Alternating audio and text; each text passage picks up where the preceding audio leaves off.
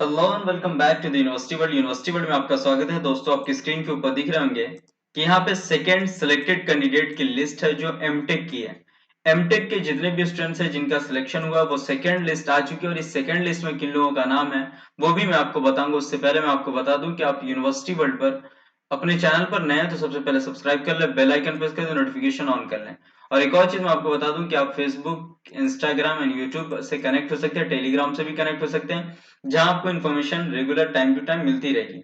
तो सारे link description में। चलिए हम देखते हैं कि सिलेक्शन में किन किन का नाम आया है और कब तक डॉक्यूमेंट्स अपलोड करना है, वो सारी information.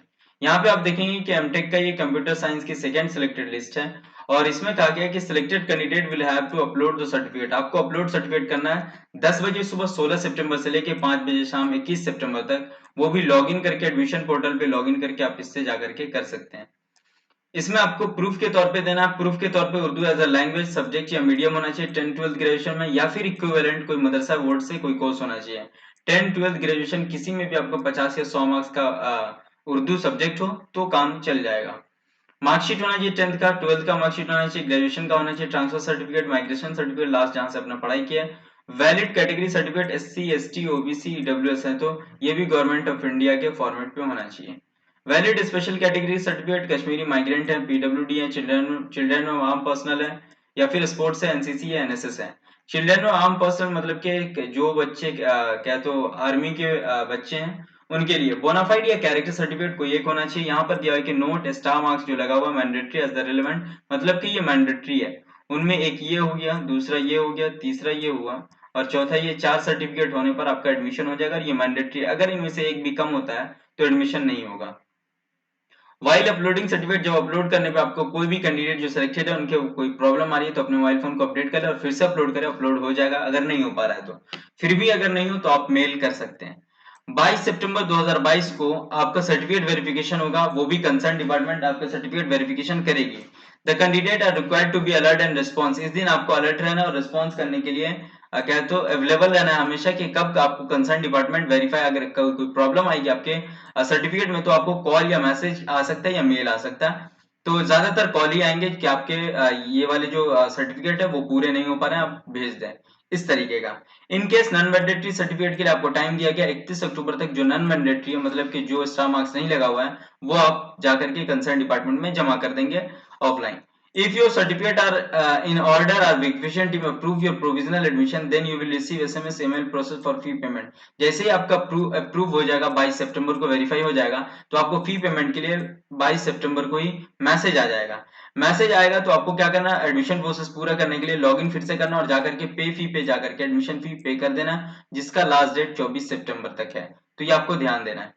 In case the verification team find the candidate not eligible he will receive SMS. आप जब एलिजिबल नहीं होंगे या कोई प्रॉब्लम आएगी सर्टिफिकेट में, नहीं अपलोड किए होंगे तो आपको मैसेज आएगा। अगर मैसेज नहीं आया इन केस, या फिर आपको फी पेमेंट के लिए एलिजिबल नहीं किया जाए तो आपको एडमिशन रेगुलर पे मेल कर देना है, या फिर कोई भी क्वेरी करनी हो तो इस पर आप मेल कर सकते हैं admissionsregular@manu.edu.in। अब आगे चलते हैं, देखते हैं कि किन लोगों का सिलेक्शन हुआ है। सेकेंड प्रोविजनली सिलेक्टेड कैंडिडेट में जो सिलेक्शन हुआ है वो लगभग 16 स्टूडेंट के सिलेक्शन हुए हैं।